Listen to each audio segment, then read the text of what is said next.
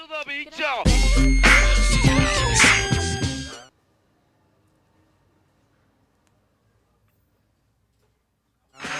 Yeah. Sound good to me. Never change the ways for the world or the government. If I was the president, then I would state facts. You leave it up to me, I paint the White House black and it can feature in your front.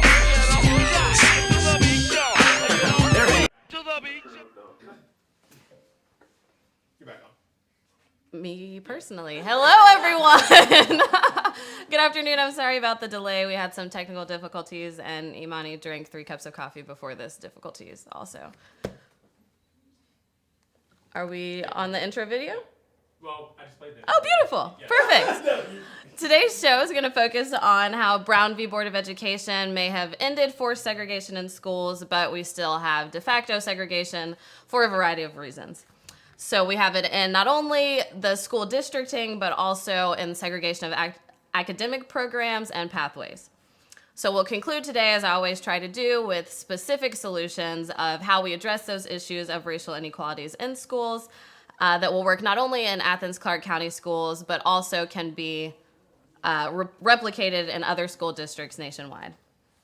So to begin, let's define some terms and set a foundation for today's talk. When I'm referring to segregation, I am talking about public schools with racial and ethnic isolation, whether it be across the schools or in the classrooms. In reference to de facto segregation, I'm referring to segregation typically along lines of race and socioeconomic status resulting from white flight in response to integration that is perpetuated by groups with political power, typically wealthy white people, pushing policies that help white families whitewash the realities of their community and the experiences that their children are having. So that way they're living in white areas and also going to majority white schools. So we are talking about the segregation of students within the academic programs as white students are encouraged to produce or to participate in more rigorous course loads, and students of color are often relegated to regular or remedial classes as well as special education programs disproportionately. Now, can we pull up the multi-city? Yeah, I got you. So we can see this phenomenon in multiple cities. These images represent school districts, and what do we have here? Baton Rouge, Washington, D.C., Cincinnati, and Atlanta. I think it's most stark in Atlanta. You can see, obviously, the deeper colored portions are where people of color are more segregated, and as it gets lighter, that's showing the, proportions of different demographics within the school system. So typically, these school attendance zones are drawn specially to ensure that white kids end up going to schools even whiter than their already white communities. So for some historical context, it's important to remember that even though Brown v. Board of Education was successful in the fact that legal segregation ended, there was still a good amount of pushback against it. So it wasn't like an immediate Brown v. Board of Education hit, and the next day, everyone was all kumbaya singing, happy to see all of the wide diversity in their classrooms. No, that was not the case by any means.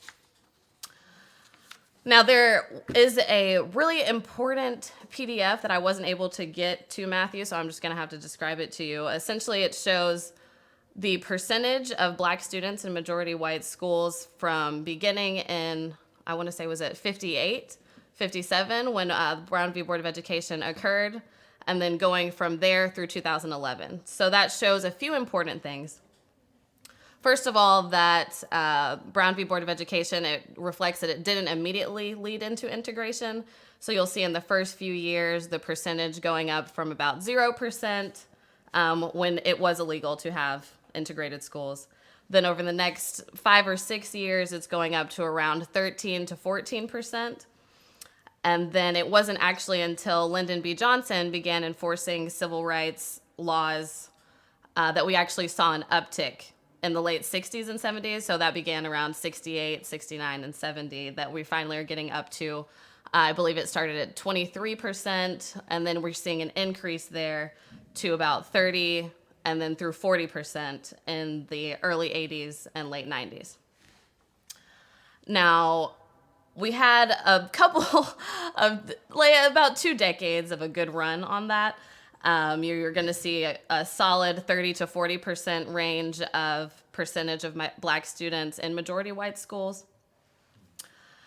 However, this is only going through 2011. You see in the early 2000s that begins to start decreasing. So we're peaking out at about 44%, and it's going to go down to back into the 30s and reaching finally in 2011. We're back in the 20% range, which in the PDF, which I will include in the video description here so that you guys can review this on your own.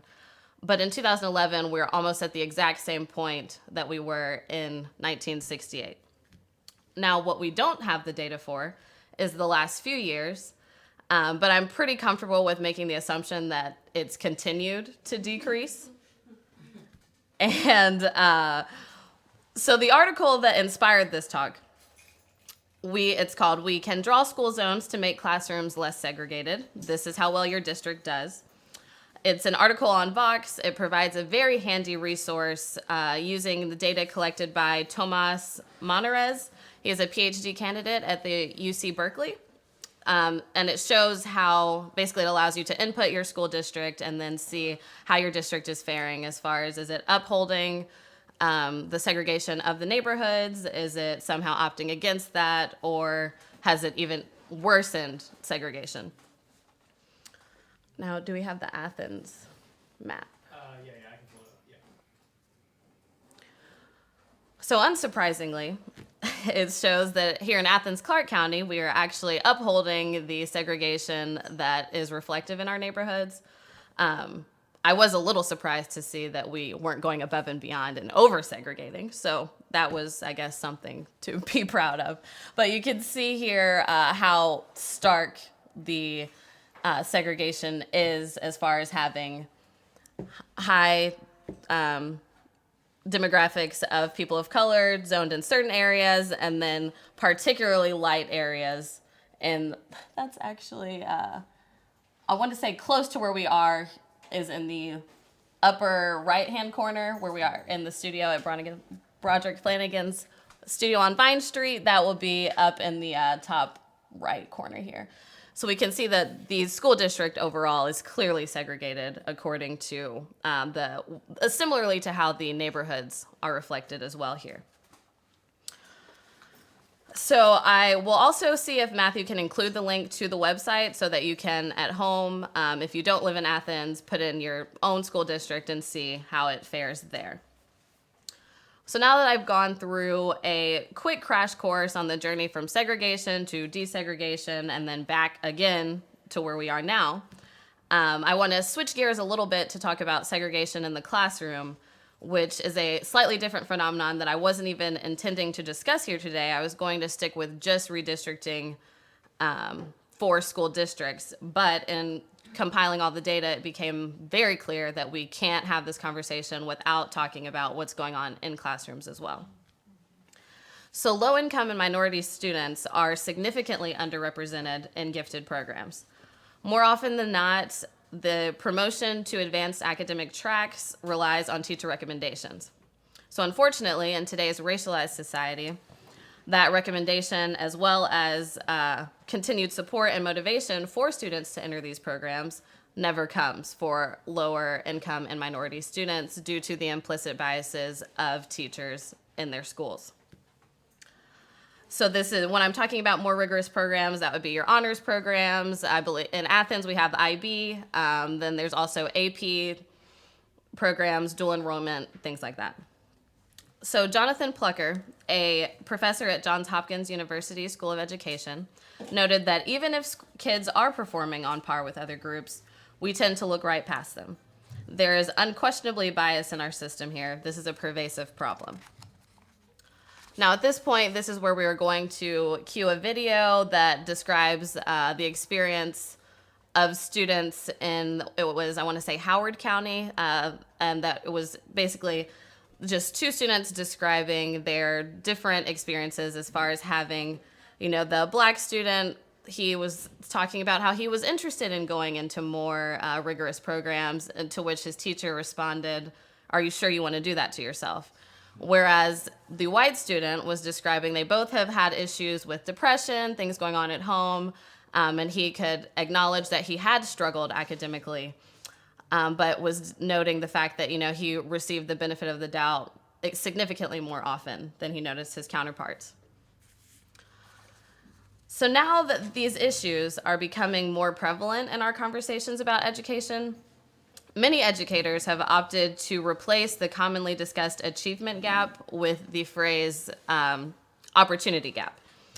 So Vanessa Dodo-Sariki, I hope I didn't butcher that, co-director of the Center for Innovation in Urban Education at Loyola University in Maryland, she echoed this same sentiment, and that achievement gap situates students as deficient, whereas opportunity gaps suggest that some students are afforded more opportunities to experience academic success while others are not. These missed opportunities are a result of structural inequalities, personal bias, and deficit perspectives that are commonly held about Black and brown children. The stats on this are by no means inconsequential either.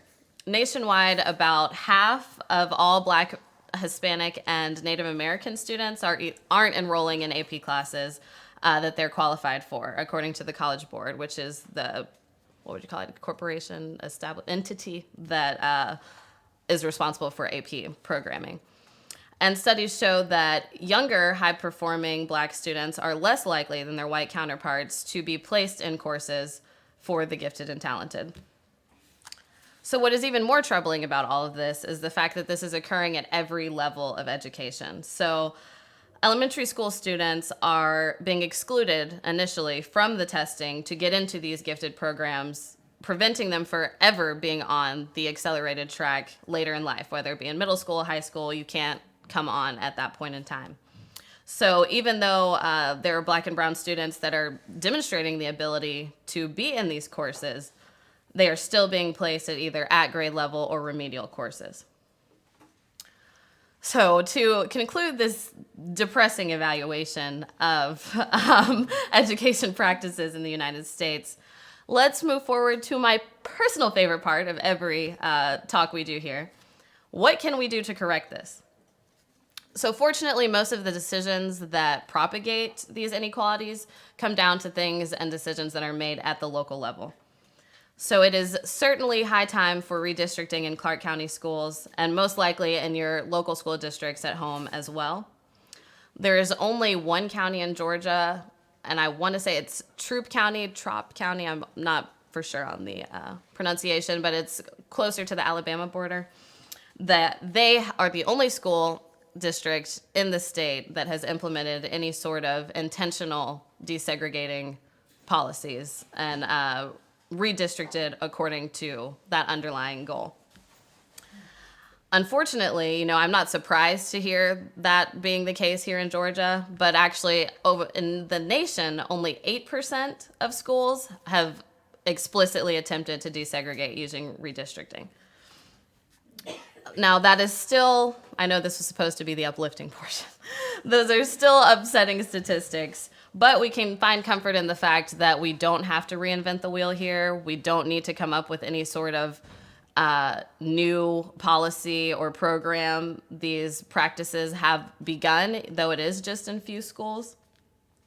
So we just need to follow those already existing models as far as being able to then desegregate our own school district, as well as to address opportunity gaps in the education of Black and brown students.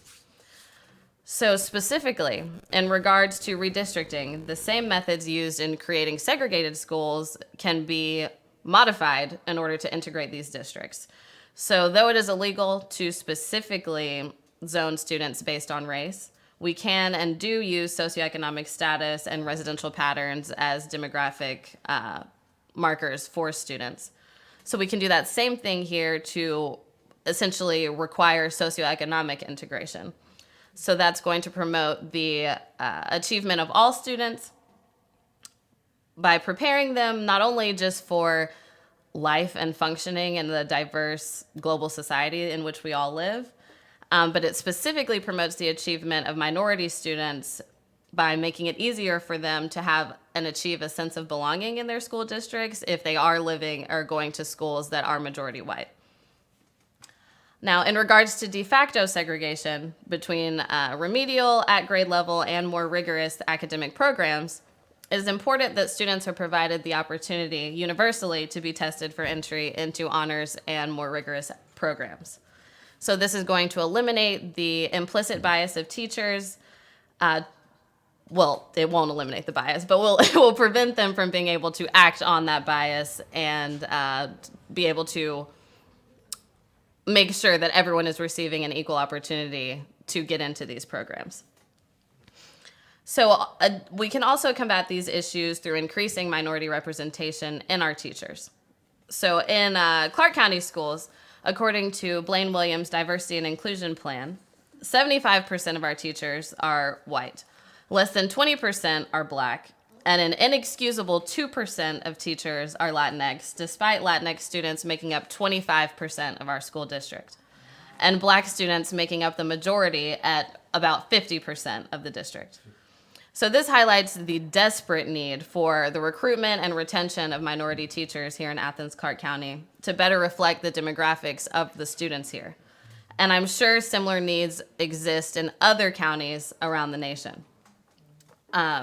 This is going to reduce the opportunity gaps that are preventing minority students from achieving the scholastic success that their white counterparts are able to achieve. So at this time, to conclude, I want to reiterate how important it is that we recruit minority teachers. There are strong and creative and talented teachers and youth already exhibiting leadership here in our community. Those are the people that we need to be targeting and promoting them and suggesting that if teaching is something they want to do, they need to be able to not only be here, go to the University of Georgia, go to an education program at the University of Georgia, and then be guaranteed a position here in Clark County schools so that we can ensure that our teachers are representative of the students that we have. But we also need to make sure that our school districts are making it as easy as possible rather than making it more difficult for students to be at integrated schools, because it increases not only just student achievement, but we're also going to see a decrease in inequalities in discipline rates in schools, as far as how we always see the disproportionately Black and brown students are disciplined in comparison to white students. And also just not only in their education, but in their ability to be tolerant and progressive members of our global society, period. There's no way that you can live your life without interacting with people of color in 2018. We know this to be true. It's not going anywhere. It's best that we all just catch up to speed and go ahead and make your Black friends now. So these issues... Don't need a Black person needed? No, not we might have to get those going. We won't need them, though, if we can get it at the school level. We can end all of these endless cultural competence trainings as well if you could just become culturally competent on your own by, surprise, interacting with people of color in your day-to-day life. So these issues, they are intimidating. It has been a long time coming, but we have solutions that people have already begun to do, things that we can follow to implement here in our own communities. And we can see change. We can be a part of that. That is what we're here to do here. That is the goal of the Black Athenians. Well, I don't want to speak to Irony, but I know, I've heard him say it before. We're trying to make Athens a model for other cities, and we can change our nation this way. So I just want to reiterate one last time how important recruiting minority teachers, providing universal student testing for gifted education programs, and implementing desegregative redistricting is for addressing inequalities in our schools. These issues have been on my radar for much of my life as I grew up in a majority white school district and was often the only, if not one or two more individuals that we were in gifted programs together as, like, thank God you're here, my other Black brother or sister in this class, because it does make it harder to be involved in your education and feel like it's somewhere you're supposed to be when there's no one else there that looks like you. And in addition to that, I grew up in a family of educators. So my family comes from Gary, Indiana. It is an extremely underfunded school district.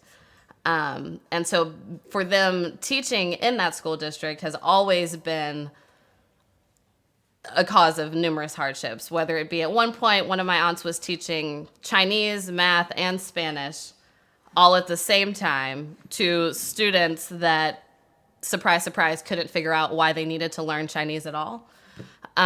So these sorts of issues have always been on the forefront of my mind.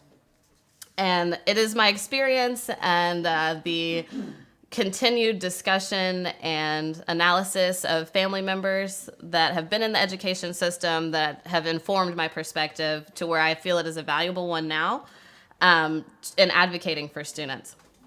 So it is with great pleasure that I can announce to you, hopefully those here already know, or else surprise, surprise, we've got big news today on the Black Athenians. But this week I officially qualified to be the candidate for the Clark County School Board of Education representing District 5. And this is a super exciting time because, the issues and solutions that I have discussed here today are the cornerstone of the platform that I'm going into this campaign with. And intend to advocate for the students in this community to have an equal opportunity for education. This is what they deserve. This is what they need to be productive members of our society. And the purpose of public education is supposed to be to ensure that all students do have the ability to thrive in our society. So we need to make that easy for them, not continue putting barriers in the way there. So I say all this to say, I cannot do it without the help of all of you here, as well as people at home. I hate to do this, but I'm gonna do it anyway. I'm requesting 75 people to donate $100 to this campaign. Now, if that is not feasible for you, no worries. Whatever you can donate, this is just the goal. You know you can't achieve your goals if you don't have one. This is what I'm going after. 75 $100 donations. You know, 500, 1,000, that will decrease. Take the burden off other people. If you can afford it on your own, go ahead, cover 10 of your friends on their $100 donation. These are not only just investments in myself, but investments in our community, investments in our youth, so that we can see the change that we need here in this community. And then you can use what we accomplish here in Athens as a model for what can be done in your school districts. Whether it be in Georgia and the other places in the South, this stuff has got to be done. It's way, way, way past time. And quite frankly, our youth cannot afford to wait any longer. There is no next year. People are in school right now. These policies that are in place are thwarting their ability to succeed in education later in life. They're not being set up to succeed in college, and that is unacceptable, because we know that though entrepreneurship and other ways of making a living are completely available to a certain extent, a minimal extent, but college education is an important step. If you have that, you're at least that much closer to being able to achieve later in life. So that should be the bare minimum for what we are providing for our students, their ability to thrive and succeed in those college settings. So if you are able to contribute, you can send a check to 245 North Harris Street, Athens, Georgia, 30601, or send money to the campaign PayPal, which I will provide a link for in the description of this video. With your donation, please include your name, address, occupation, and employer, not for my own use, but for auditing purposes, just in case. And thank you in advance for your support. So does anyone have any questions or comments or complaints yes? So a question was posed that when talking about Black teachers, making the distinction that not just specifically Black teachers, but descendant of slave Black teachers. Absolutely. And whether or not how do you address that? That is something that I think we all need to be mindful of because, you know, we've even discussed the usage of the term people of color, so teachers of color, things like that. It kind of causes an erasure of the particular history that people that are descendants of slaves as African Americans, Black people in this country have experienced. So absolutely, thank you to whoever. I won't assume was it No. Raj? Oh, okay. It wasn't Armin. I'm surprised. He's Yes. in here, but it wasn't him. Yes, absolutely. That is a very important distinction. And so at the local level, when people are having these conversations, that is absolutely something that we all need to be mindful of, making sure that particularly when we're talking about people that are prepared to work with Black youth and historically oppressed Black people, the distinction as descendant of slave individuals is important, as well as a representation of essentially it's no one size fits all, whatever reflects the demographics of your community. So absolutely, we need to be acknowledging that as well. Thank you. Yes. I have a question. You're talking about universal testing for giftedness or advanced placement, and I think that's a great idea.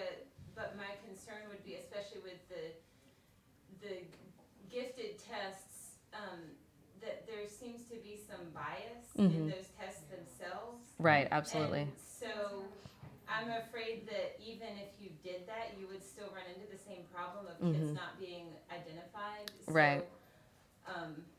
What ideas do you have? I mean, that's a bigger systemic change, I think, than we can make here in Athens, because I know that part of that has to do with our state Right. law and how you identify kids. But I'm wondering if you have any solutions or ideas about that.